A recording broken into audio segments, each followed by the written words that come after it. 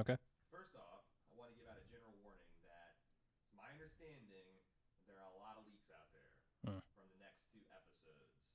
There was a lot of people, I think, and full disclosure, we're not going to discuss any of that stuff on the podcast.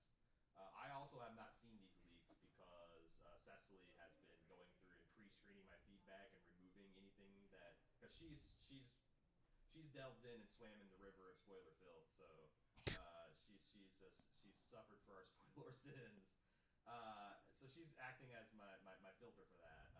But it's my understanding from her and talking to some other people in the Game of Thrones community and just like being, seeing people talk about it, that there is a lot of stuff that seems like they're credible. I think people thought that they were just being made up, but then I guess a lot of the leaks for this last episode, Last of the Starks, turned out to be like right on. Like people Mm. were talking Yeah. about Rhaegal getting shot down. People were talking about Dany, Missandei being killed, turning Dany into, or pushing Dany towards the Mad Queen path. So it seems like these leaks are not credible, and people need to be on your toes out there. I think there's a lot of communities that do a very good job of keeping this stuff lid clamped down, like the r/ASIOAF and r/Game of Thrones. But even then, I try to stay on threads that have been around for at least an hour. I try to set. I forget the set. There's like a top comment where it will only show you the most top rated comments, because like the best setting is a blended of like recency and also top voted, and sometimes I can burn you and you'll see a spoiler. So like just be real careful, and if you're super paranoid, unfortunately you're gonna have to stick to podcasts like that do a really good job of sanitizing spoilers themselves. So I think we're one of those. Yeah, I think so. Anyway, there's a lot of leaks out there. Jim and G actually had an interesting take on leaks. I thought that I wanted to read. Not just leaks, but also like the Starbucks coffee cup. She says, I work for a big entertainment company, and I know firsthand how paranoid the business is about leaks. As a result, some of our most important announcements are made with very few people having any visibility to the materials being generated, even those who have had considerable expertise that could offer to improve these materials. Ultimately, an unfeasibly small group of people end up having total control over the final product, for better or worse. I'm sure that the paranoia around the final product, I'm sure the final, wow, I just blended two sentences together. I'm sure that the paranoia around a huge property like Game of Thrones would be 100 times more intense. There'd be huge and complex disclosure processes, meaning that this final season, maybe they couldn't even just rope in extra historical consultants or have focus groups ensure that they weren't fucking up canon. Like the Gendry Rivers thing, or have the same team size reviewing all the footage for Starbucks related anachronisms. We know from the show itself that rulers need to have a strong team of advisors to do well, but maybe the Double Ds were too paranoid to let anyone get close enough to vet their ideas. She says, I heard on the Entertainment Weekly podcast, I think that's the EW podcast, that they decided to rebuild the existing Dubrovnik King's Landing set somewhere in Ireland so they'd have completely closed set. This is totally unheard of in the film industry. As a result, we also end up with King's Landing that looks like it's in the middle of the desert rather than the verdant hillsides of previous seasons. Have you seen any of this discussion? Yeah, I've seen some of the screenshots. I've also seen a screenshot from like season 7, which looks pretty barren as well. Yeah, I this doesn't, because like I actually chose not to talk about this because people sent in screenshots of like, look on the map, they've changed it. Like King's Landing is now further back from the sea and all that. And I mean, I think if everything else wasn't going wrong, I don't think people would care, because there's an easy explanation. Number one, we've never seen this side of King's Landing before. And number two, if Cersei's like gone for broke building giant crossbows, maybe it'd be an interesting plot progression to kind of like scouring of the Shire, King's Landing. Like she's clear cut all the King's Woods around just so she can build these anti-siege machines. Yeah. I think that'd be cool, but like people don't want to go that, like people don't want to insert fan logic for the service of shit that they don't believe in. So instead people are just complaining about it. Considering how many accurate leaks we've already been seeing, Gimma continues, I have to wonder whether it's been worth it. That's a great question. I've kind of changed my mind on the coffee cup thing, because I've listened to several entertainment podcasts that are not even about Game of Thrones, like just people that are in the industry, and they just couldn't fucking believe it. Like, they're like saying, like, one person was really persuasive. I thought, it's like, this is like an Emilia Clarke sightline. Like, Mm-hmm. how in the world did no one? It's not like this was like in the corner of the scene. Like, she's looking right over this coffee cup in front of her to deliver this thing. Like, how weren't there people like? And I don't know. And they have since digitally painted it out. Yeah, yeah. So it does seem like maybe some of this paranoia leaks is shooting them in the foot. What do you think? I don't know. I'm still inclined to just let them have their production error, frankly. It may even be a case where, on set they noticed it. They didn't scrap the footage. It got to the editor, and the editor didn't notice it, right? Like, Right. and just saw, hey, this is a really good shot. I need to cut this in here.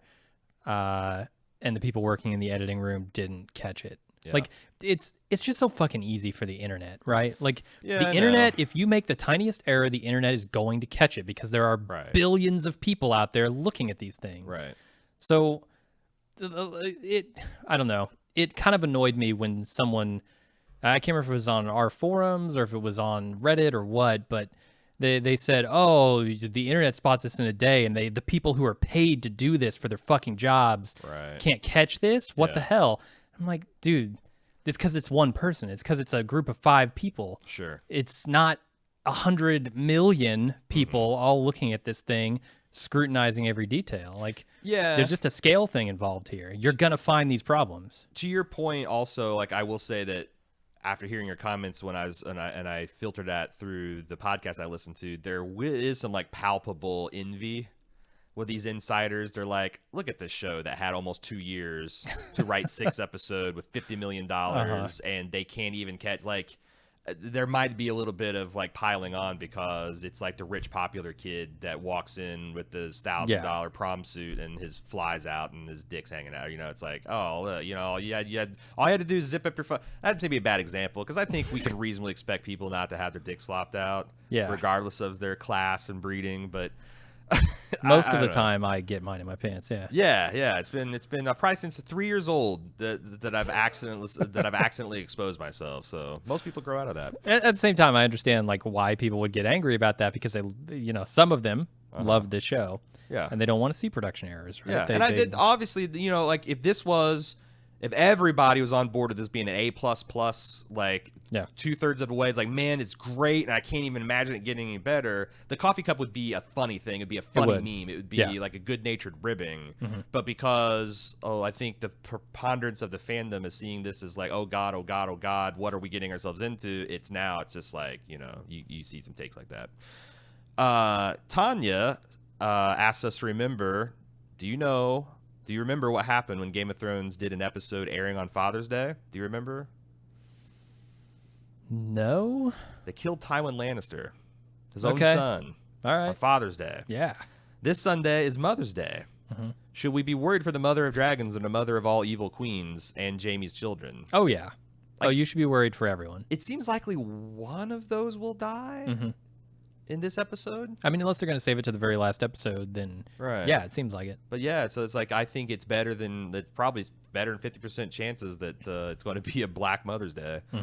Okay, I wanted to talk about, because like, to your point about how people are reacting and like people are drawing up camps. Like, I just saw that the Song of Ice and Fire subreddit split into an anti-hater subreddit, and they only allow praise for the show. Like, I'm starting to see some divisions in the ranks. I thought we could talk about the psychology of fandom and final seasons and how we feel about it. And I'm going to volunteer and share some experiences I've had with series over the years. I don't know if people find us interesting or not, but I'm just trying to think about this, like take a step back and think about this holistically. So, one of the first times I can remember being let down by a show that I loved when I was as a teenager and Star Trek: The Next Generation wrapped up.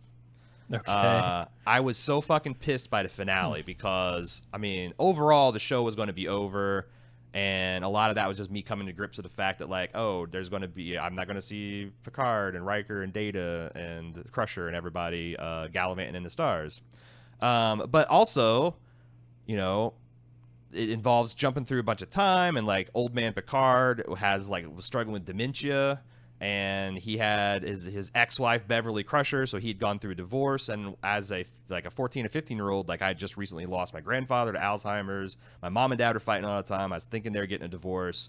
I was bringing a lot of my own personal baggage and seeing this, like, these, like, I think it sucks that Picard is suffering these things that I've suffered through, and this is like kind of my escape, and I don't like this.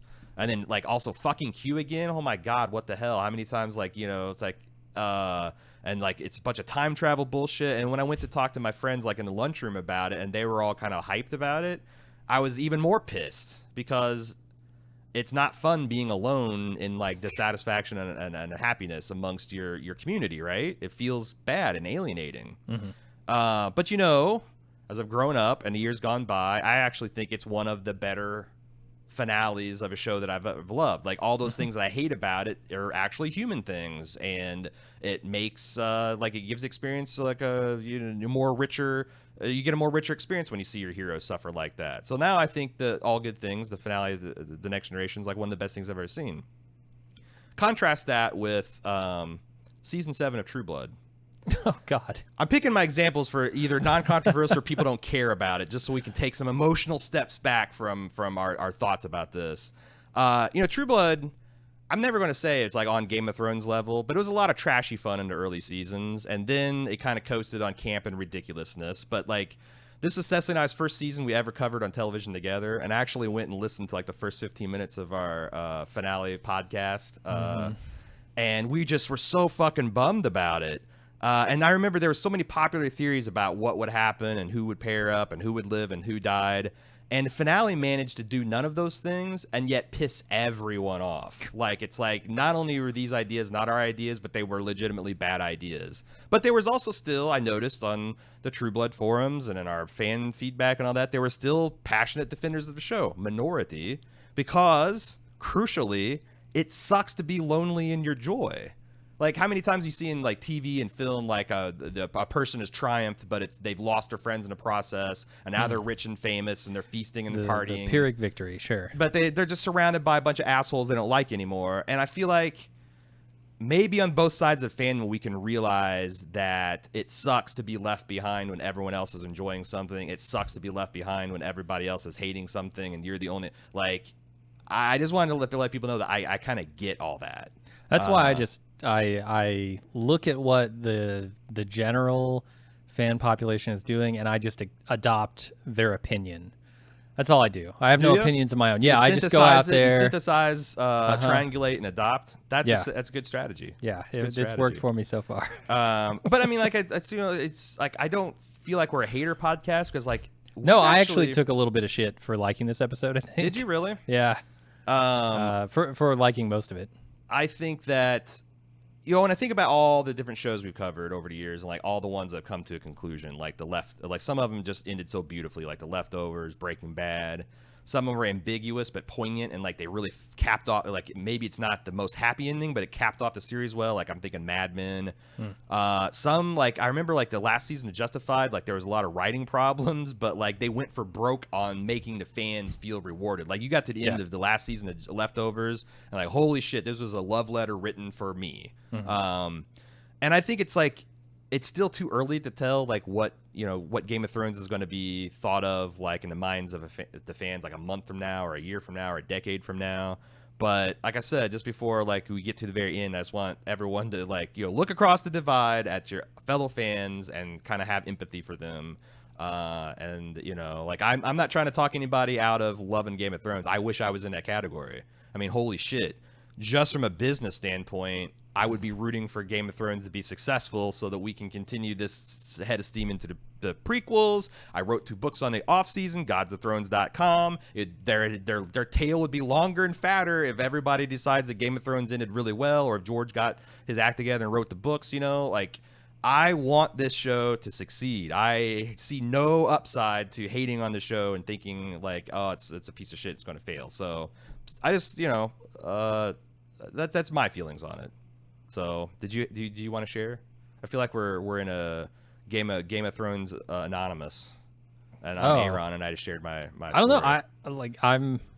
Maybe I'm in a minority here. I know I'm in a minority, but I don't think they've been doing such an awful job. I think they made a couple of mistakes, but they made a couple of mistakes in season 7. And when I rewatched that, I was like, oh, this is actually a really good season, except for these couple of small things, which don't bother me anymore. I think everybody's just a little too close to it at the moment. Yeah, there's also like I saw some so people like people were mad when they killed Ned and they're mad when they killed Rob and all that stuff. The crucial difference between those examples and now is like we're at the end. So like you It's can amplified. yeah you want people to be upset by decisions you make in the early goings. You want people to get invested emotionally and all that kind of stuff. Oh, And oh. I was gonna say I think it's amplified because we're at the end. Like people, they want what they want, and when it doesn't turn out exactly like they want or they were hoping, then the pressure is just so high because we know there's not anything left to then correct course to, right? yeah, You can't say, oh well, right, they'll get it right next season. right. I can come Or back like, for oh, they this. killed Ned, but Rob's going to kick their ass in. Oh, they killed Yeah. Rob, but John and Danny's going to kick their ass in. No, this Oh, is where we're they, going to leave the story. And I think people that just amplifies people's emotions on it. And Yeah. if they get disappointed, they get really disappointed. yeah. Do you feel lonely in your joy, Jim? A little In bit. this room? Yeah. Totally. I feel lonely in my discontent.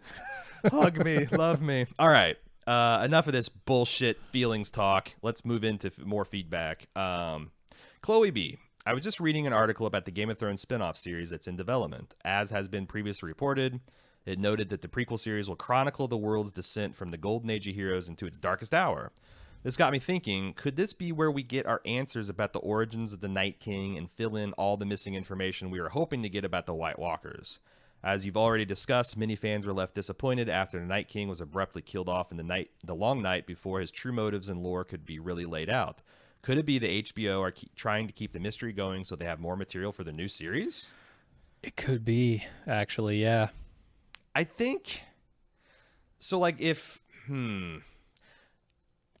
my thought is it would be very cool if the long night series people, and I know it's just like that's not the real name, it's just like the working title, or unless it's actually been declared the real name and I wasn't paying attention. But I think it would be a very cool goal for them to try. Like, that would be a nice challenge for the writing room to be like, we are going to, if we touch on the Night King at all, we are going to try to add some shading and some dimension so that you don't, like, when you go back for the rewatch in Game of Thrones, like, all this stuff, so everything is just cooler. Like, we're going to give him more depth. And you sometimes see that, like in the more successful prequels, they try to do that thing. But sometimes it backfires too. Like, we frequently remarked on like the Better Call Saul podcast that maybe knowing so much about Gus Fring is a bad thing. Like, he was like, part of what made him tick in the original Breaking Bad is like just knowing enough of his shady background to give him interest and texture and like make him mysterious and cool, and then like knowing that what his underwear size is, and the fact that he's got a third nipple, and I'm trying to make up non-spoiler spoilers that nobody wants to know that about Gus Fring. Yeah. So I'm hoping that they do. Like, I don't think that, like, I think they should tell their own story, and they should go for broke making it as cool and interesting and standalone as possible. But yeah, if they could make the Night King three-dimensional, that'd be cool. Without having to me buy 3D glasses, because I'm just not gonna wear 3D glasses in my living room. No. It's not gonna happen. Daniel M. On Tuesday's episode, you agreed with Varys' view that Jon's claim to the throne is more politically viable than Dany's, but you argued that you argued that. Let me start over. I should actually mark this. Let me take this over. Daniel M. On Tuesday's episode, you agreed with Varys' view that Jon's claim to the throne is more politically viable than Dany's. You argued that 1, Jon's greater legitimacy, and 2, the idea that people like him more make his claim stronger. But you are assuming that the realm will buy the claim that Jon is Rhaegar's legitimate son at face value. Just imagine tomorrow someone emerged that claimed, actually, I'm the legitimate heir to the United Kingdom. Sorry, Prince Charles, move aside. That would be fucking amazing. It would be awesome. That would be. Can you imagine that plus Brexit? Yes. Can we get a bastard child of one of the queen to step forward and claim the legitimate monarchy of oh my god, what, who needs the Game timing? of Thrones? Oh, the timing's so good. Can they sword fight? Can we get a sword fight at Buckingham Palace? You have yourselves repeatedly made the point that legitimacy is real only insofar as you have real, raw political power to enforce it. Indeed, if you look at history, countless usurpers with no legitimacy at all have falsely claimed to be descended from royalty, and no one questioned their dubious claims.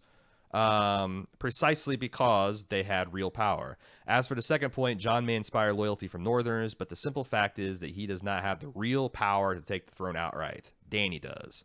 There's no indication that a northern bastard who is now calling himself a legitimate Targaryen will inspire more loyalty from Southerners than a magical dragon queen everyone agrees is legitimate Targaryen. I mean, I think you are mostly right, but the thing is why does Dany have the power? Because it's the dragon, right? That's the only thing she's got over Jon at this point. And if all of her advisors and people turned against her, like we've seen, these dragons are super vulnerable. Like, I think it would be very easy to disarm Dany at this point, especially now that she's down to one dragon. Yeah. So, and maybe that's one of the reasons that the writers were really keen to pair off Dany's dragons in sometimes, unbelievable or what seemingly meaningless ways, because they want, if Dany had all three of her dragons and they were talking about Jon having a better claim, like that would be kind of ridiculous. It's like one side having nukes and the other side doesn't, and the other wants to try to take their throne away. It's like it's not going to work. So I don't know. I just think that's the whole thing. Is the other thing is, as far as people believing it, is like this wouldn't come down necessarily to just Bran's word and Sam's word versus Dany's word, right? Like Sam has some evidence that could be collected from the Citadel. Right. I mean, the Maesters would have to agree with him now at some point. What would be fascinating is what would the Maesters decide to do? Because that's the thing. Do they take a side, or do they remain neutral and simply here's the information? Right. And there's examples in the canon of Maesters being kingmakers. There's examples in the canon of the Faith of the Seven kind of throwing their weight around. Like, it's not all just about claims and inheritances and who's got the bigger army. Sometimes like these cultural forces kind of can hold sway too. But like I said, it's complicated. How complicated it's going to get in the next two episodes, I don't know. It seems like it's going to be a basic. It looks like they're setting up Dany to do something truly awful next episode, and then Jon has to deal with it. And what's he going to do? What play is he going to make? Is this is like Anakin landing, or this is Obi-Wan landing on Mustafar, and Anakin standing there over a dying Padme. What have you done? You're supposed to be my brother, my niece, my nephew. Wait, my aunt. Like it's that kind of situation. So. Adam A., you've talked about who Varys could conspire with that needs no introduction, and I was thinking, why not Jack and Hagar? I realize Bravos is across the narrow sea, but there's been plenty of time jumps and fast traveling this. Oh yeah, you don't have to justify logistics or travel time. Yeah. Varys says he will do whatever it takes for the sake of the realm, no matter the personal cost. Maybe he'd be willing to pay whatever price, perhaps even his own life in exchange for Dany's. Like you both said, there are only 2 episodes left, and it might be a hasty plot, but maybe Varys has had this as a backup plan just in case, and ready to spring into action. What do you think about? Because I'm not sure if Adam is literally saying Jack and Hagar or suggesting that Varys would hire a faceless man. You've already taken his root and stem, and now you want to take his face. Leave the man alone. Leave the man alone. There actually, I think, is what price could he pay? His own life. His own life? Because like the faceless men charge charge like a sliding scale based on what you can afford, and I don't know what Varys could give up. The realm. The realm. Is the faceless man running the realm? I don't know. I don't know what that means. But what does he love the most? The realm, according to him. What is most dear to him? Yeah, it's the realm. It's the people. For sure, show Ferris. But I don't know how you give up the realm and also appoint a king for the realm at the same time. I think that they're like I don't know that he could maybe get his hands on a lot of money. Maybe he could, like I said, sacrifice his own. I think that there is an example of a person committing suicide or giving up their own life to pay for a debt for faceless men. It's usually more of a pauper, a father who's pissed off that his daughter got killed or something. It's not usually a person of means, but is Varys a person of means at this point? I don't think so. I think it's King's Landing Day. He could get a hold of a couple 10,000 gold dragons to slide around, but like in Dany's camp, I don't think her checkbook's that big. I don't think he's had anything but what's been in his pocket and what people are willing to give him for a very long time. Since he went over with Tyrion in a crate. For sure. Yeah. Adam continues. The other bigger character that was left behind and not addressed is Dario Naharis. Any chance he could play a role in the final battle? Either with the Second Sons, or if he somehow sold his sword to the Golden Company. when I was thinking about this, I kept going back and forth about whether that would be satisfying. Like Yeah. Dario Naharis, like essentially playing the same scam and like stealing the whole Golden Company or backstabbing to get in. Like, would that feel good? Like Danny is facing off. So Dario fighting against her, I don't think that makes sense at all. Mhm. Like they have told no part of the story that would make him, unless you're just generic. Well, he's a spurn lover, and he heard about Jon Snow, and he. I just don't think Dario cares that much. I think Dario would just be on to the next one, honestly. And if he does, like, if he does care, I think it's more of like the genuine kind of love and admiration kind of thing that would not like the non kind of insanely jealous kind of love. Yeah. Because yeah, Dario, like there's other fish in the sea, but him being like a trickster kind of thing, I don't know if that would feel satisfying. Because presumably it would happen early enough so Danny wouldn't have to burn King's Landing, and then we're back to like potential happy ever after ending back on. Yeah. I don't know. I was always very resistant to like this pure sugary type endings. I wasn't expecting an ending perhaps as bleak as what it's looking like we're going to get, but like I don't know, that feels a little bit not as middle of the road as I was expecting. Yeah, I just don't really see Dario coming back. I think there are other people who could be brought back that, we talked about maybe Yara with the armies of the Dornish. I think would make maybe a little more sense than Dario because he's been out of the picture for so long. I just don't see it. I know a lot of people a couple weeks ago were speculating Howland Reed might finally make an appearance, like as the last minute savior at the Battle of Winterfell, and I mean there's still a chance because John's marching through his neighborhood on the way to King's Landing. Like there is an outside chance that you would meet Howland and Mira Reed in the neck. But at this point, like, why would he have sat out the Battle of Winterfell? Why would he now be joining them on the way to defeat Cersei? I guess it's a personal grudge. He loved Ned. He hates the Lannisters because they killed his boy. Catherine B. I'm having a hard time with their characterization of Dany this season as Mad Queenie. I think a lot of it has to do with the fact that it feels to me very gendered. She'd like to use as an example the show's treatment of Stannis. For the most part, we all like Stannis. I mean, up until he burns his daughter alive, but, before that, Stannis to Manus. Stannis is prepared to sack the city to win the throne. He is ambitious and ruthless and will do what he has to do to fulfill his destiny and claim his rightful place as ruler. He murders his brother, in the books murders other people with shadow babies and blood magic, and then is prepared to sack the city if they tell Stannis the hundreds will die, and he responds, thousands. And all of us are like, hot damn, yeah, Stannis, let's go. No one says Stannis is a mad king. They describe him as rigid, as unbending, as a rightful heir willing to do anything to take his crown to his detriment. This plotline feels forced, and it's really kind of a bummer.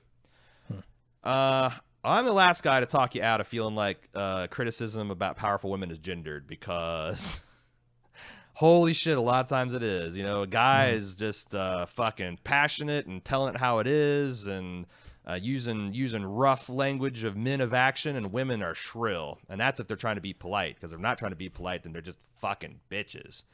But I don't agree with the characterization of Stannis as sacking King's Landing.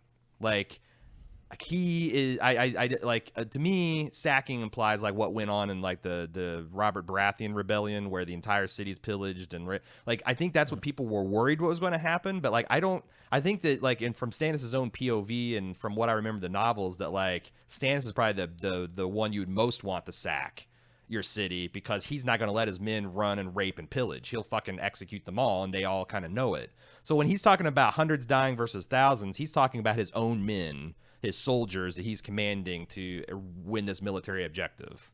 Which, I mean, you can start, if you want to start deciding whether fights are worth fighting and whether human lives are worth being spent at all, I mean, that's fine and philosophical, but he's a military commander trying to get a military objective, and he's not targeting civilians. He's not like exploding caches of wildfire. He's trying to take over and dethrone the government of King's Landing. Do you agree with that analysis, or? Yeah, I do, but I also think he did kill his brother.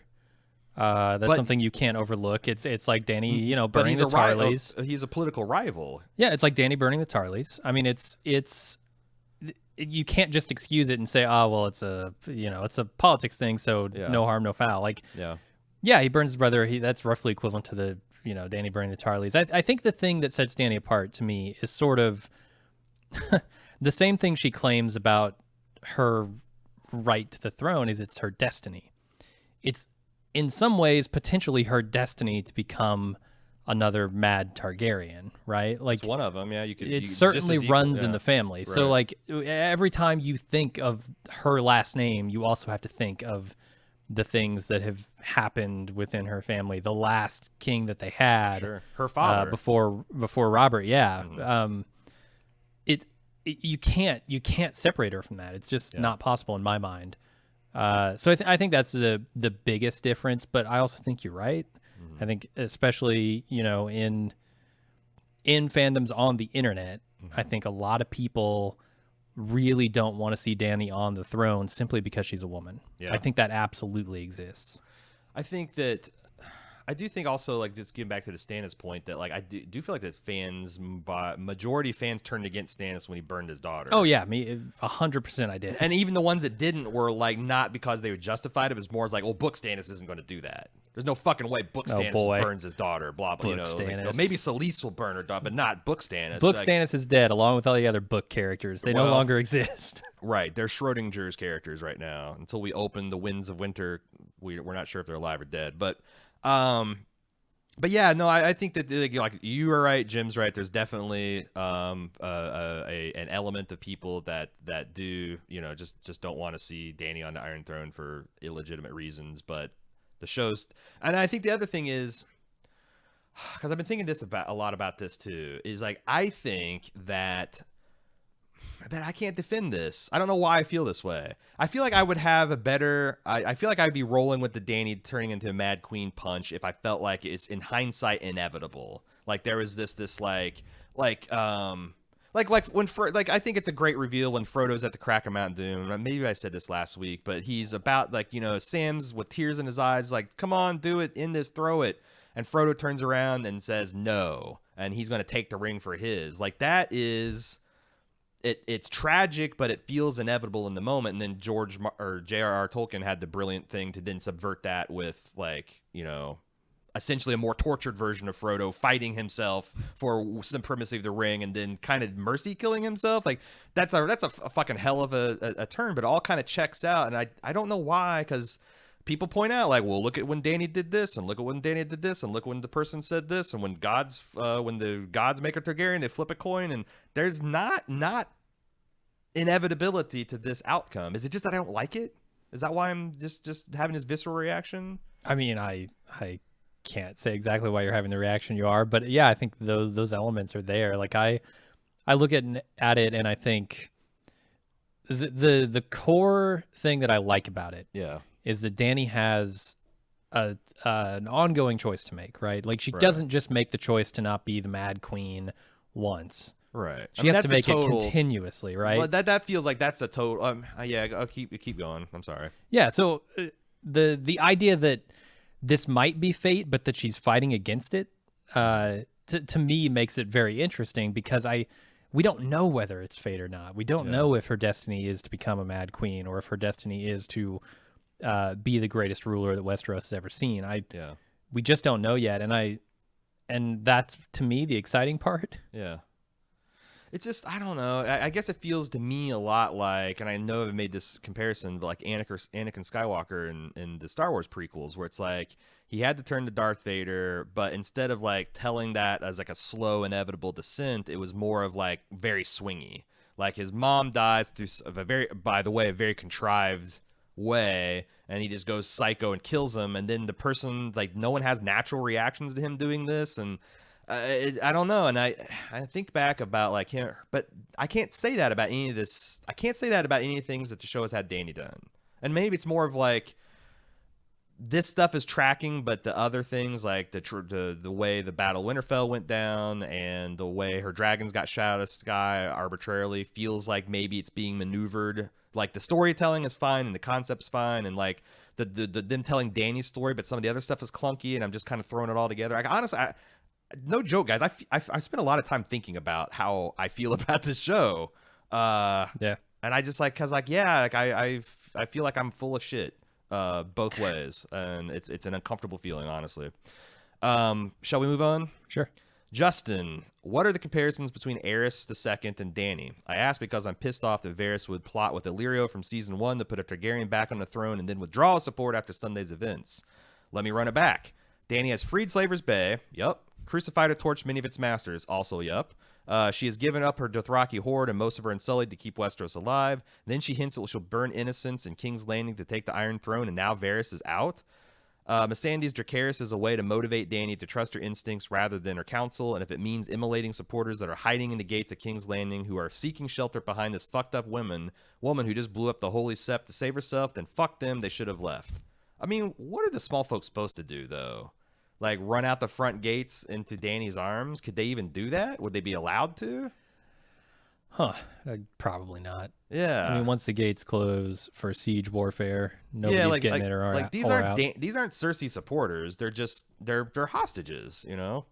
I've always thought the Spider was the person I could trust the most, but he seems way off on this. He isn't taking into account everything Dany has done for the realm, which sets her apart from her father, and I think he's going to get him killed in this quote unquote strange country. Well, I totally agree with you on the latter part. Let's talk this through. The big difference between, I guess, Dany and the Mad King is that Varys has a better alternative.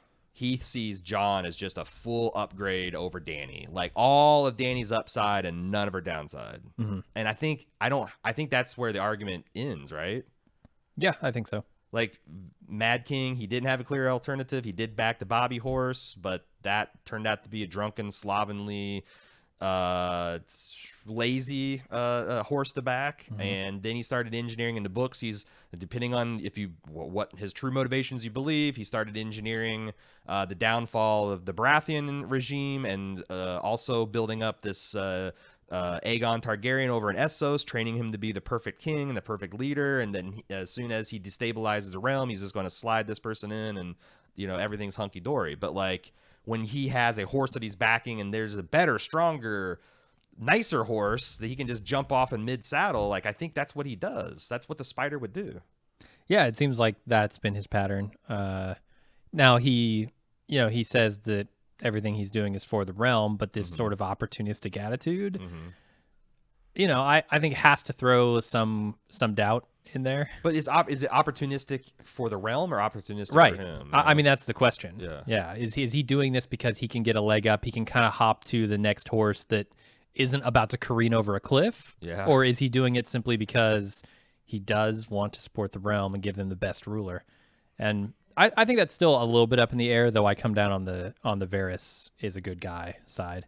Varys, yeah, I mean, I think show Varys, I was like, book Varys is kind of up in the air, but show Varys, like, I don't think you're going, like, no one's going to peel his mask off next episode and he's been evil all the time. I don't think so. Like, yeah. I think he's like one of the more remarkably consistent characters. He's always said it's for the realm. His fucking with Littlefinger, his supporting of Tyrion, like his trying to help Ned take the Black. Like, everything he's been doing has been to engineer a precise, better transfer of power. I feel like that all tracks through. So I still like Varys. I do think he's going to get his ass executed in a treason plot. It's pretty likely. I think he's going to get Guy Fawkesed next episode or episode. It's got to, like, oh damn, there's just so much to do in these next two episodes. Like that, if the treason carries forward and why the foreshadowing if it doesn't, then he has to be executed. Do you do that in the penultimate episode, or do you do unless the treason is wholly effective? Yeah. But even then, like, Jon hears he committed treason. I don't think Jon lets him live. I think you're right. Like, if you might be right, he's dead either way. If Varys takes Dany off the board before she's able to sack King's Landing and burn it to a crisp, I don't think Jon ever forgives that, because he never would believe that she was on the cusp of doing that. It's like, no, there's no way she would do that. I know her. I love her. There's, even though she's my aunt and that's squicky to me now, like, there's no way. She might threaten and bluster, but she'll do the right thing. Now, if she gets overthrown after King's Landing gets sacked, like, okay, first of all, Varys, way to snatch defeat out of the jaws of victory, and also then Jon buys it, but I don't know. It feels like King's Landing is going to get fucked. I don't want to say too much, but we are in the SpoiLore cast. Miguel Sapochnik is directing next episode. He directed the last one. with the No, gigantic they battle. usually. I mean, they usually bring him out for the Yeah, he action. And directed like look, Hardhome, and we know we're going to get some action in some form or another when Cersei butts heads with Danny. yeah, you can look at Danny's face at the end of this episode. Right. You know she's pissed. You know Yeah. she's coming for King's Landing. Yeah. So get ready for it. Maybe this time you should buckle in to lose some of the beloved characters. Yeah. Maybe. Yeah. I I don't know. mean, God, if I said that last time and I was completely wrong. well, if nobody of significance dies this episode, then I don't know. Like, it feels like they're setting up for like a really heartwarming end because they're like, well, we need these characters to be able to say they're like, the like end on a happy note. But that doesn't. It's weird that they're keeping so many people alive, but also seems like they're setting up a bummer of an ending. Like, maybe that's the other thing. Like, maybe honestly, like, I don't know what they've got in mind for all these characters, but maybe they should have killed off a few more in the Battle of Winterfell just so people can kind of get like those gut punches, and instead of having it hit all at once, they're like, okay, I'm on board for a more grim, like, holy shit, a version of this story. But I don't know. Like, could you kill? Like, the other thing is like, but who would they kill? Because like the Hound's got something to do. Brienne they could have killed, obviously, because like as much as I like that, She's not really in danger as far as I can tell, unless she goes after Jamie. But right. But if she died, like that would have been an interesting. That would have lit a real fire out of Jamie to go get vengeance for Cersei. Yeah. Like they did that anyway, but now it's like they kept Brienne alive to break her heart. That's kind of a bummer. Like maybe she just dies valiantly on the battlefield. I don't know. I don't want a Monday morning quarterback the whole show, but. Cersei sees that she's going down. She's got no defense, so she puts wildfire into the wells in King's Landing. They take the city. They kill Cersei. Everybody drinks the water, and Sam has to tend to them as they shit themselves to death with dysentery. That could happen. It's also what about this? What if like because we know we have the caches of wildfire still left to go. What if? Do we? I was wondering about that. I don't know. I mean, I've heard. Because she used some of them, or a significant portion of them. Yeah. But like, on the I think that like no one would not believe it if it turns out there are a few more caches, or if she's had the pirate. Hey, wildfires really saved their ass a couple times. Make some more pots of this, guys. Yeah. Would it be interesting if like Dany comes up with like a cunning plot to surgically take out Cersei? And she uses like dragonfire or something, and that ignites the wildfire cache, and she inadvertently destroys the city. Huh? I don't know. Maybe. Yeah. That'd be a way to kind of like, cause so then it's like, wouldn't man? I feel like I have tried to help you people declare fan bankruptcy, and now I'm selling you penny stocks. So, but. It would be kind of awesome if Dany actually one last time fights off her worst impulses and like, okay, we're going to do this right. It blows up to her face, kills more people she loves, and ends up at the same outcome. And she's like, you know what? Fuck you, Dracarys, and like just starts like, because then like that would actually like, I'd be convinced like, okay, that's an arc that would drive a person fucking insane. Like, no matter how hard I try to be good and resist my worst impulses and temptations, you gotta fucking bring the demon out of me. So, Catronia H. I think the Double Ds have ran out of books, they've mined Gurm's other works, and where previously Dany's arc was closer to Aegon the First, she's looking more and more to end her story closer to Rhaenyra. Queen Rhaenyra didn't start out noticeably as a mad or even bad Targaryen. She was the realm's delight. But after being thwarted so many times and suffering so many losses, the madness overtook her and ended with her death. Killed by a dragon, Rhaenyra lost her baby in childbirth, lost 3 of her other children to the war. 1 of her children was murdered in King's Landing to draw her out. And while she took the throne, she couldn't hold it. And she's making, she's like, that could be an analogy to like Miss Sandy. Indeed, it was the small folk who really turned against her and hastened the end of her short reign. She became paranoid of the loyalty of the man she loved and ordered his death, and was inevitably betrayed by her own trusted advisors. Catronia, your email got me thinking, that like, because you're looking at it from the other end, like, oh, I've ran out of George material, so I'm gonna go to like Fire and Blood and read Targaryen history and kind of like brush the. What if Martin's doing that? Like, you know what? I don't really know how to end this, but I really like having rich historical parallels and like narrative, like rhyming and echoing. So I'm going to just like go ham creatively on all this like 300 years with the Targaryen, like a simulation. And I'm just gonna just like just not even give a shit if it makes sense. I'm just gonna have a bunch of wars and things, and like then after I get this done, I can see what the fans like and don't like, and what I like and don't like, what worked, and then I can start picking the stuff that does, and that what happens to Danny. And also, I'm brilliant because it's all past as prologue and history repeating itself. Like that feels like a Gardner solution to keep That's the what I was gonna publisher off say. his back, to keep making money, and to like workshop his ideas. Yeah. Do you think he's actually doing it? Man, if I knew what was going on in George Martin's head, Yeah. like I might go insane. I might become a mad king. You'd be more fun as a Mad Queen, honestly.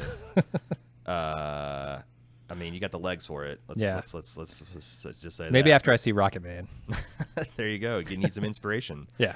Aaron P. Looking back on Season 8, Episode 4, there seems to be one glaring error that nobody mentions. How did Dany and Remaining Unsullied get the King's Landing off of Dragonstone? Euron appeared to have completely destroyed their fleet and probably drowned a lot of Remaining Unsullied. Unless swimming was part of their training, did she hire Salvador Sand? Some other fleet showed up. There's a naval equivalent of showing someone encircled by enemies. But the next they are seen free and walking away with no explanation as to what happened. Yeah, those dragons got a big old back. They do. Huge back. They do. You know how many horns they have to hang on to?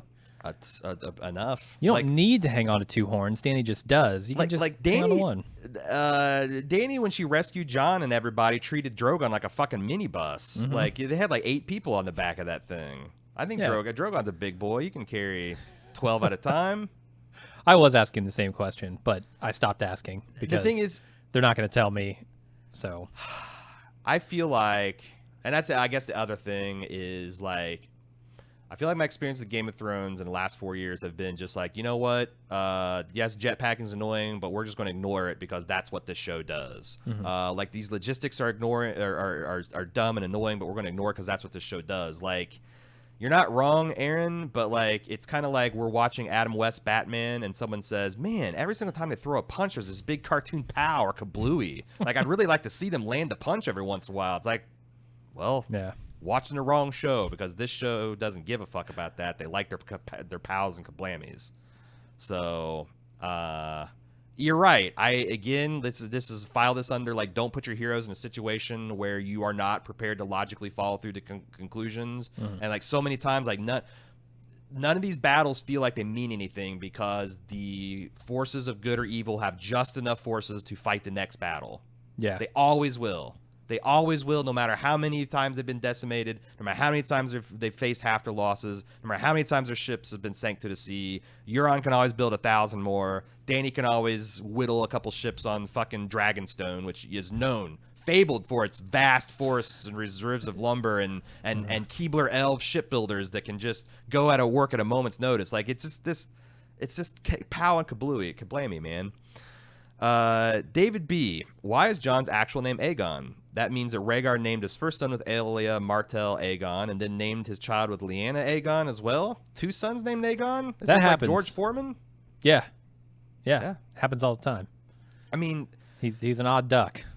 I do remember last year when like the lore fans were trying to come up with ways to kind of explain this, is that the whole idea of Rhaegar is that he's like obsessed with this prophecy about the prince that was promised coming from his lineage, like his bloodline, and he wanted to kind of hasten that along by marrying the right person. He thought the dragon had to have 3 heads, so he was trying to bring about another Aegon type of situation. And at some point, I don't know whether he was going through the motions with that with Elia, and then he meets Lyanna, and it's like, oh no, this is the actual Song of Ice and Fire. I've been trying to fake it with this person, and now I'm whole hog. But like, you get the idea that maybe he was just doing version 2, like the cleaned up version of this experiment. So, makes a certain amount of sense. Sure. Yeah, but like also like, does the name matter? I don't know. That's still like I thought Aegon was not a great creative naming thing for Jon. Like I've always liked if he was his name is Aemon, but then again, Rhaegar didn't give a shit about Aemon. Probably that only is a deep, rich meaning because of our connection with Aemon and Jon. So it'd probably be just as silly as naming him Aegon. Tim C. After the Battle of Winterfell, I just do not feel like we got our fill of dragon battles. These battles are such a big part of the books that I feel like there has to be more coming our way. Qyburn was deeply interested in the hand of the white that was cut off in the dragon pit in the season 7 finale. We know he's an unethical maester fascinated by necromancy, and this fact is consistently reiterated in show. With Gregor Clegane, Qyburn has proven capable of resurrecting things that are either dead or on the edge of death. Old skeletons can be resurrected, which was recently proven into the crypts of Winterfell. Okay, so this is just a refurbished. He's going to do something freaky with the skeletons in the dungeon of King's Landing.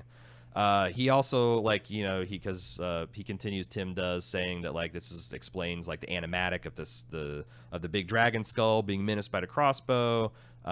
There's like a couple of promotional marketing that shows the Iron Throne kind of made out of a dragon. Have you seen that stuff? Like it's like a dragon's face, but his horns are kind of turned like it's like a blending of an Iron Throne and a dragon. He's like they're trying to tell us that this is like they're bringing back Balerion the Black Dread. I would think it'd be easier to bring back Rhaegal. Huh? Like I've already painted a scenario in which Rhaegal comes back. What if Rhaegal just washes up on the shore? Sure. That's like, so I kept on thinking like, well, there's no way he'd dredge, but like if Rhaegal was a large creature that died in like that shallow of water close to shore, it's entirely possible he would wash up and quickly. Well, I think it's tough for me to see for a way that the Hound gets into King's Landing when they're in full-on siege mode to fight Gregor. So what if Gregor, going on with my theory here, that he could just sort of walk in and pull Rhaegal out? I'm pretty sure this is silly. Right. But let's go with it. Yeah, no sillier than anything else they've done. Sure. Goes to the bottom of the bay, pulls out Rhaegal by the chains that he's attached to him. And when he comes out of the water, pulling Rhaegal, there's the Hound outside the walls. Oh. Waiting for him. And then, he draws a sword and they go into some kind of battle. I don't know what you'd call it, but, they fight each other. Is the mountain, like, completely unescorted? Like, he just, like, Cersei said, hey, take this mile-long chain, go find the dragon. Yeah, so he does that, but there are people waiting to, like, for the handoff of the dragon. So he sees the Hound and he pulls the sword and he walks up, as they're preparing to fight. And in the background, people are taking Rhaegal inside the gates. I think that could go over pretty well. I like the idea of the like it would tickle me to death, the image of Gregor taking this chain and wading out into the water, and like every 10 minutes in the episode we cut to him like just walking along the seabed, and like it's like the tension, and then he's hooking the chain around Rhaegal's neck. Like, okay, it's so stupid. Yeah, it'd be fun though. It would be. Okay, Matthew E. Is Bran done contributing to the show? Was his only destiny to not literally duke it out with the Night King? It's known that he can see things in real time, such as the wall falling, Jaime coming to Winterfell, but he couldn't warn the enemy marching south of the immediate threat of the Iron Fleet waiting to ambush them at Dragonstone. Is the sole purpose of the Three-Eyed Raven to be an apolitical source of knowledge, even if it results in the death of Jon and all involved? No, I don't think so, because he connected up with Sam and essentially, connected the dots on Jon being the true heir, whatever that means. Bran's purpose was to push Dany into Mad Queen territory. It seems like it, yeah. With his political secrets. I do think that's one of the many things that would make me feel a lot better about this season is if Bran did something relevant in these next 2 episodes. Because otherwise, holy shit, the amount of screen time we've seen this kid go up there and make it to the Three-Eyed Raven, get trained by the Three-Eyed Raven, and survive narrowly back so that he can serve as bait to his eternal, tormentor / villain. It doesn't feel like a good payoff to me. And I'm hoping if I hadn't declared bankruptcy, I'm hoping that they figure out some way to make him relevant, but I don't know. Claudia, just listen to your last 2 episodes discussing the recent episode Last of the Starks, and you guys haven't talked about the Lord of Light much. Do you think that he will do something else? Is his objective over since the living won the long battle of the night, or the battle of the long night? It just made me wonder after reviewing the episode. Sir Davos mentions him when he's talking to Tyrion. Yeah, no, I think the Lord of the Light storyline largely died with the followers of the Lord of the Light. Yeah, Right.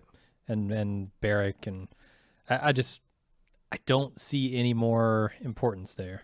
It's weird that she went to Volantis. Like she went off continent to do something and then came back. Mm-hmm.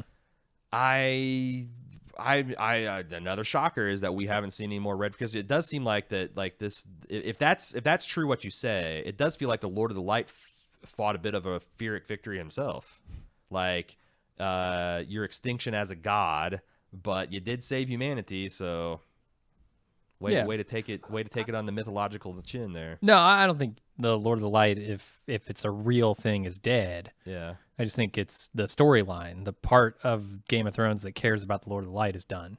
Well, I mean, I think that would make sense, because honestly, and there's still 2 episodes, maybe, like, that's the other thing. Is like there is an outside chance that they will ass pull something that's just fucking amazing, that ties all these prophecies and reframes them to be about Cersei, or I maybe. thought you declared fan bankruptcy.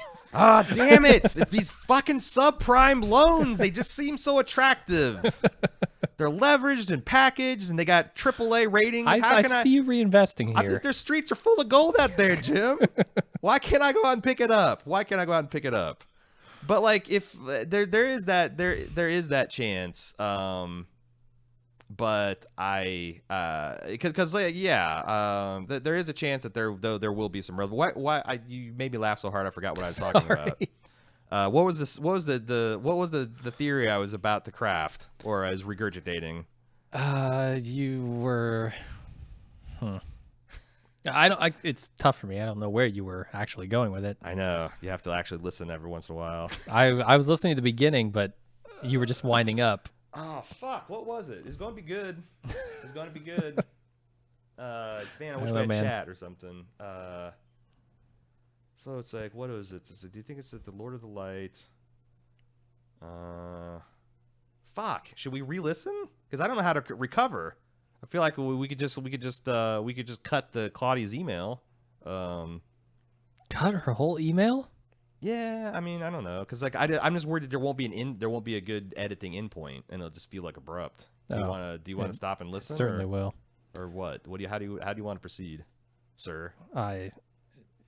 Stopping and listening seems like a bad way to go. I mean, that's my preference. So like, if you don't want to do it, then let's just move on. But like, I think that there's probably a pretty untidy cut here. Maybe you'll think of where you were going. If we just sit here in silence on this live stream, yeah, that for seems like an effective use of 3 live to podcast 10 minutes. Jesus Christ! Yeah, you're right. You got me on the bankruptcy thing. Yeah, it's better off that way. All right, I'm moving on. Brian M. I was wondering a few episodes back, what are the ramifications of Yara kills Euron? The Ironborn seem to follow the strongest leader so that he would automatically get control of Euron's 1,000-ship navy. This seems to be what they had implied on screen, but I'm not sure if I'm reading too much into Theon's. Actually, let's stop. This is bumming me out. Like, we're losing a lot of good stuff if we can't recover from that. Well, I don't have a way for you to listen unless you physically stand up, walk over here, and put these headphones on, because... Well, just give me the gist. Give you the gist. Okay. Oh no, that's fair. That's fair. I can do that. We're stopping the audio recording. I gotta find this all again. Oh God. I'm sorry. I just can't. I can't. Okay. It's too good. I'm just gonna go back to the. Here. Put these on. Okay. Oh, our green screen seams are showing.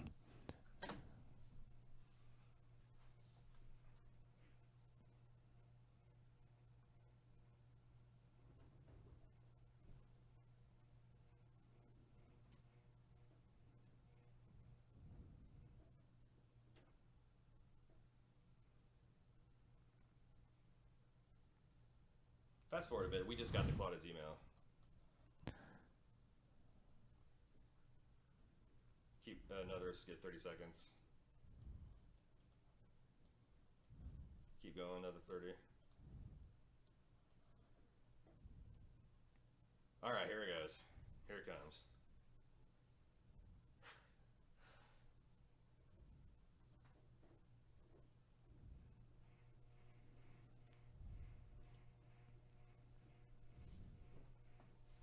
All right.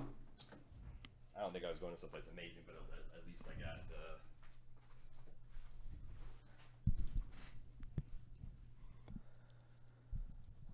No, but like I said, Hold on. Sorry. Oh, motherfucker.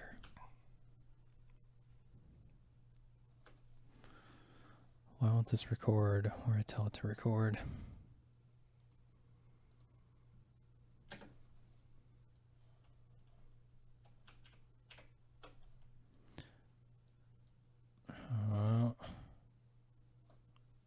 Okay. Are we good? No, I mean, yeah. Fan bankruptcy aside, there is the possibility that they will. And it'd be tricky to like reframe all these prophecies because that's the thing. Like, otherwise, I mean, it's definitely on brand for the prophecies to not mean anything. But like, you know, it would be. I think it'd actually kind of redeem it if completely redeem it if they were able to have a satisfying way to reframe the prophecy about Dan. Or another easy way to go about this would be like John's the prince that was promised to save not just the world from the White Walkers, but also the world from the tyranny of Dany. Okay. Like, if she becomes a tyrant to destroy the tyrants? Yeah. Like that's part of like, you know, the prophecy all working out. And I don't know if they could like, it seems like they're so close to having a dragon of 3 heads if Bran, yeah, I don't know. Fan bankruptcy. Hashtag declare fan bankruptcy. Brian M. I was wondering a few episodes back, what are the ramifications if Yara kills Euron? The Ironborn seemed to follow the strongest leader, so she would automatically get control of Euron's 1,000-ship navy. This seems to be what they've implied on screen, but I'm not sure if I'm reading too much into Theon's scene in the beach. Has she been drowned and come back yet? I mean, I think she's like it's kind of a crucial part, yeah. Well, but I mean, there's like 2 stages of that, like in Ironborn culture, as like there's like the priests that legitimately are drowned and brought back through some kind of CPR, and then there's the half-ass version that Theon got, like where he just gets sprinkled with water. So Yara's gotten that done for sure. I think that, like, I mean, the obvious answer is that from my understanding, the Ironborn culture, they follow the tough-talking, tough-fighting leader. So if Yara is able to defeat Euron and depose him, then she would probably, well, 1 or 2 things would happen. They just all throw in support with her, or they would do another Kingsmoot. And then who would, you know, at this stage of the war, like who would win, you know, who would even challenge her? Yeah. So Amber S. In the books, Maester Aemon talks about how dragon sex is fluid and changing. This is seen in certain frogs and other asexual creatures, also in dinosaurs in Jurassic Park, also in human beings. What if dragons had laid eggs and they had hatched and come to avenge their brother? There could be some on Dragonstone, but they wouldn't be too large yet. But if some hatched in Marine, they might be big enough to wreak havoc by this point. With 1 dragon left, it'd be great to see them continued on in some way. So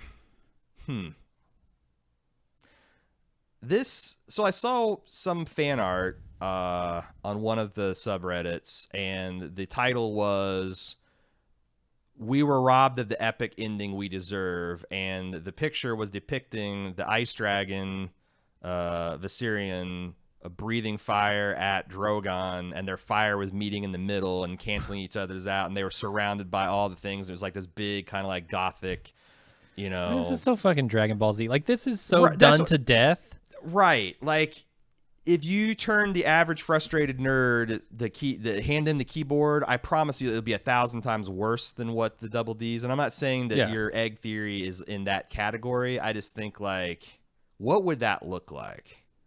Like, if a bunch of like 2 or 3 dragons come over the horizon during an impactful battle, or it would be like, you know, someone would have to be like, look, it's the dragons we didn't know anything about. The, you know, Rhaegal and Drogon must have gotten busy at Essos or something. Like, I don't know how that is introduced. Dario's writing one in. Dario's writing one in. Sure. Yeah, I'm with you. I think, like, look, if if you're gonna do something like that in a show, I almost think you have to foreshadow it somehow. Right. And they just haven't foreshadowed that there's even a single other dragon out there. And dragons being kind of amorphous, asexual, like life finds a way, kind of be like. I don't think that's enough foreshadowing. No. I mean, so I'm struggling to even think of any dragon eggs that we know about. Not since Danny's. Yeah. Yeah. And we don't. I don't know. There's so many like this would have to happen and this would have to be true and that would have to be true.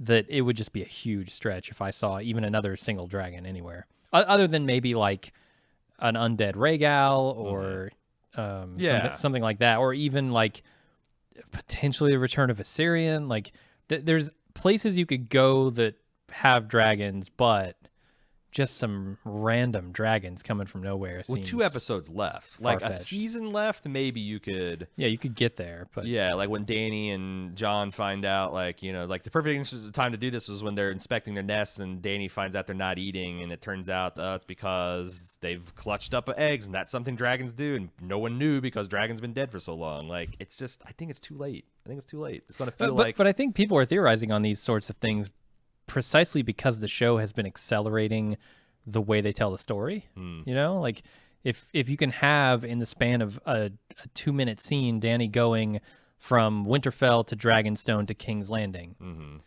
then what couldn't you do? Yeah, those are weeks long journeys that they're undertaking, and they're happening in over seconds of screen time. So I think they're sort of encouraging people to think this way. No, you're not wrong, because like I was just thinking that through, and it's like, yeah, like I'm against that because like to me I see those as mistakes or things that take me out of it, and I want to see less of those. But like there's another way to be like, fuck yeah, if we're gonna put the pedal to the metal, right? Like get cranked up in here, get John Wick up, and just roll with the rule, just completely roll with the rule of cool. But then that pisses off a lot of the fans that like the diplomatic that's me power struggle stuff. So. Papa Cats. The show made it clear early in season 2 that magic was returning to the world via the birth of Dany's dragons. Now that she's blown a 3-dragon lead and is down to only Drogon, shouldn't magic be dwindling from the world? I love that. Brand's getting weaker. It's the bottom of the 8th season. Dany has blown a 3-dragon lead. Every dragon. As she stares down Cersei glaring from the pitcher's mound. She blew a 3-dragon lead, Jim. She sure did, yeah. So shouldn't magic be dwindling from the world? Do you think that's something the show will address, or is it just a forgotten plot point given the rush to the finish? This should be like a Back to the Future thing. Every dragon that Dany loses, Bran starts to disappear a little, or gets weaker. It would be his memories start to disappear.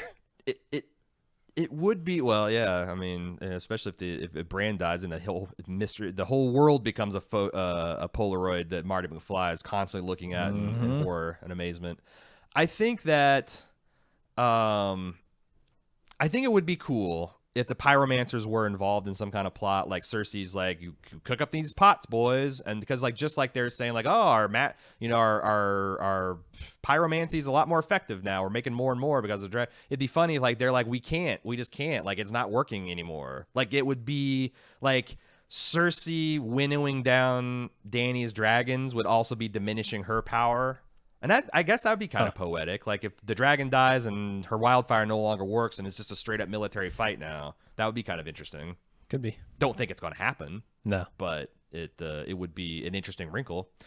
Ginny F. When searching back at previous seasons, I came across Varys and Kinvara's scene where Tyrion had called for the priests and priestesses of the Lord of Light to assist in bringing people of Meereen into the fold. Kinvara then brings up what he heard in the flames. What Varys heard in the flames and the name of the one that spoke. This information visibly shakes Varys. Before leaving, she tells Varys that if he is truly Dany's friend, he has nothing to fear from her. Well, given Varys has officially decided to betray Dany, how sweet would it be to have the Red God and his followers getting into the mix in the last war? I mean, like I said, I did forget about that scene. Right.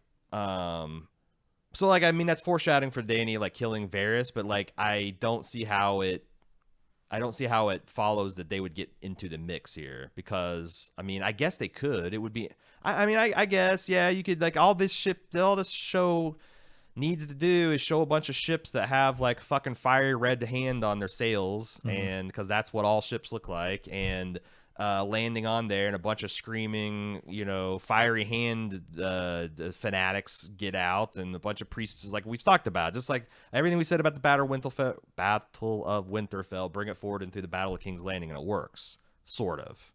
Mm-hmm. But now, like, Melisandre's not there, so it'd just be like, I don't know. How do you do that? Like, after, like, everything's said and done, and Dany and Jon are covered in ash and smoke from all the fire, and they're, like, dusting themselves off, and King Vara comes up smugly, and they're like, thanks for saving the bacon, and they're all like, hey, Melisandre called us in, and we'll do anything for Melisandre, and then a sweet guitar lick plays, and the dragon... Drogon just explodes in the background for some reason. Love it. Emily M. Tyrion knew exactly what he was doing when he was trying to persuade Cersei. He does know his sister, and he would have known that Euron believes her child is his. I don't know how he would know that latter part. I'm also speculating that someone sent a raven to King's Landing so Dany would be ambushed, because how did Cersei know that Dany was coming? Sure, Cersei's anticipating, but does she have a calendar or has a previous notion of specifically when Dany would come? Euron and his fleet were already well in the water before Dany arrived. They weren't gathering their troops and boarding ships in those scenes. They were armed and prepared. They were ready, so ready that they even knew which direction Dany was sailing. Okay, I want us to take a step back here. This is just naval combat 101. If you know, like, Dany has to come from the north. That's the only, like, unless she comes way out and comes from the rear, which fine with the dragon, but how would she do it with her ships? Like, they have to sail from this direction. Like, ships, especially sailing ships, can't go anywhere they want. They don't have motors. They got to sail. So if you are an Age of Sail captain and you want to blockade a town or someplace, and pretty good, like, where they're going to be coming from, where they're going to be sailing from. You look at the wind, you look at the tides, this is where you're going to come from, and you can effectively, that's how they used to have battles on the ocean before GPS and shit. Like, there was military strategic objectives, they had to be blockade. So, like, I guess I don't have a problem. And, like, what else would Euron be doing other than that with his navy, right? Yeah, I mean, if his goal is to intercept the incoming fleet, then he really wouldn't need to be, like, in Blackwater or whatever protecting, because they're not going to have a fleet to attack from that angle. So also, these ships routinely spent months at sea, so they've got food and stores to to do those kind of blockades. So it's like, maybe the impression people would have is that, like, if you had a ship, that you'd spend all your time in port until, like, the alarms went off, and it's like a jet fighter in Independence Day. Everyone scrambles to them and, like, mostly these guys go out and loiter and, like, deny area of the sea. So I didn't have a problem with that aspect of it. The insane gunnery, and the fact that he was tactically cloaked from Dany's aerial observations, my problem with those scenes. But anyway, so her point is that Emily's using this and the fact that, like, Tyrion might have advanced knowledge of his sister, that suggests that there's spying going back in both directions. That, like, someone's feeding Dany intelligence, someone's feeding Cersei intelligence. I mean, I don't see the channels of communication. Mm-hmm. I can't figure out how that would even happen, let alone who would be doing it. Because she's taking the even one step further and suggesting that Tyrion and Cersei are conspiring because they've had this plan to, like, to put the Lannisters on top all along, and that, like it'd be one thing for Tyrion to be a traitor in the vein of Varys, but for him to be working with Cersei all along to return the Lannisters to dominance, that seems like a wild swing out of his character. Yeah, I agree. Okay. Chloe B. I'm a bit of a history buff, and I had the following epiphany, and it blew my own mind. I wish you a speedy recovery from that. Blown minds, nothing to take lightly. It's expensive. Gurm has been open about his love for history and inspiration he took from Scottish history and the War of the Roses specifically. Mary Tudor was believed to have had a failed or phantom pregnancy. She was aptly named Bloody Mary because she had burned hundreds of Protestants alive during her reign, trying to stomp out the Church of England her father had established and reinstall Catholicism. Her pregnancy was announced, and eventually it just kind of didn't happen. They thought that maybe she got the dates wrong. History keeps the details vague, but eventually she died of what we think was a uterine or ovarian tumor, which would explain her swelling stomach. When she died, her throne was given to her half-sister Elizabeth the First, or Good Queen Bess. What if Cersei is the bitter queen Mary, desperate to have a new heir alive. Her failing mental health could result in her developing a false pregnancy with symptoms that could feasibly convince Qyburn, but also be inconsistent with time and development. Jamie had already left her in the book. I could see this as being a botched bullet point on the part of the Double D's not knowing how to portray a false pregnancy. Well, yeah, I buy that. Like, I'm stopped there. I don't even think that, I don't think Qyburn has to be deceived. Like, if Cersei just says, I want to pull this false pregnancy gambit, he'd just be like, yes, my queen. Yeah. And he would do all the significant nodding in the world to Euron and like, oh, yeah, she's totally pregnant, bro. Totally. I'm a maester. Don't argue with me. Right. It seems like the email, and the attempt to kind of explain this this false pregnancy thing stems from the idea that so much time has passed and she's not showing, and Gilly is, and like there's a lot of like comparisons on the timeline between one woman who claims to be pregnant but definitely doesn't look it, and another who looked pregnant and said, I'm pregnant. I just think these are, let's call them oversights, by the writers. I don't think they're trying to plan something more elaborate. I mean, I do sit up straight a little bit and take notice when people say it's War of the Roses. Sure, because we know that. We've heard it from George's own mouth. A lot of the blueprints for especially early days of Game of Thrones kind of came, and A Song of Ice and Fire came from that. But she continues her analogy that Sansa could be the traitor's daughter who is younger and a more beautiful queen who's better suited and qualified to rule. Arya's defensive Sansa is smart and capable. To John, make me think that given the opportunity, she would put her sister on the throne. Elizabeth I was never married or had children. She ruled independently and did a damn good job. This is a role that I can naturally see Sansa in. She's gained support from actually being fair and a just ruler that inspires loyalty, similar to the rebellions and rumblings that happened around Elizabeth before taking her throne. So, two-part prediction. Cersei's got a faked pregnancy that's going to result in her being dead and supplanted by Sansa sitting on the Iron Throne. Huh. Do you? I'm not buying into the first part, and therefore I sort of can't buy into the second part because it depends on the first part. Let me run this by. If we put aside the democratic theories about how Game of Thrones is going to end, and we just have there's going to be a showdown between Dany and Jon. Presumably Jon wins because the only way you have a bittersweet ending is for the hero to win. I don't think Jon wants to be the king. No, I don't think so. Like, it would be interesting if he just abdicates his throne in favor of Sansa. I don't know how they make that happen because, there is no fucking claim there. It goes against almost all the cultural mores as far as, although I guess the people have already a queen. They have an evil queen, so they'd be primed to accept a good queen. But, how, if you're going to pay any attention to kind of, secession or... I don't know. If Sansa does a Queen Elizabeth and says, I'm just not going to have children and I'm going to be a one and done. How about Jon takes the throne. Okay. He marries Sansa. And then he abdicates the throne. Aren't they cousins? Aren't they? They're cousins now. Yeah. I guess that's less. So if I get my genetic diversity scale out, I think being cousins, marrying cousins is better than marrying aunts and uncles, which is better than marrying brothers and sisters, which is better than marrying parents. I think that's the chain of worst ideas for just from a genetic standpoint. So I think that would be profoundly gross though. Sure. Because I'm suggesting it in jest. But yeah. Oh, okay. Especially since I was just trying to think how could it work, and right. I guess that would make Sansa queen, right? Yeah, among other things.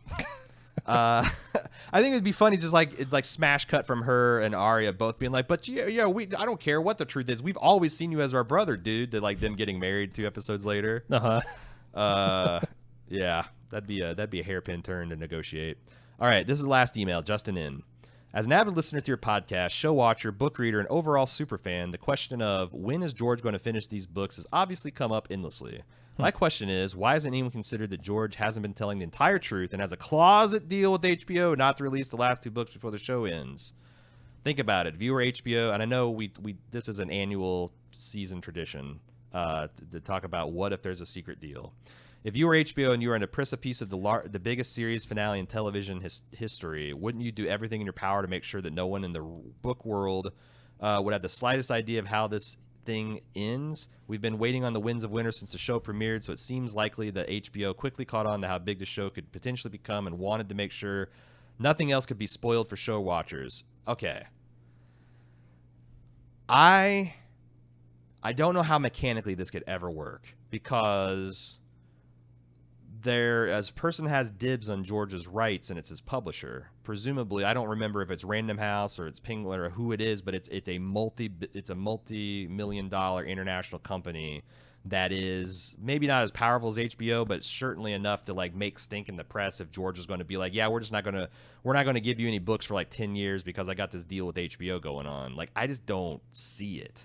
Also, maybe they make the deal with the publisher. If I was HBO, so if HBO because here's the thing, it's like Sony doing a PS4 exclusive, right? Like, but what's we're more, gonna give you money to not put this thing on another console.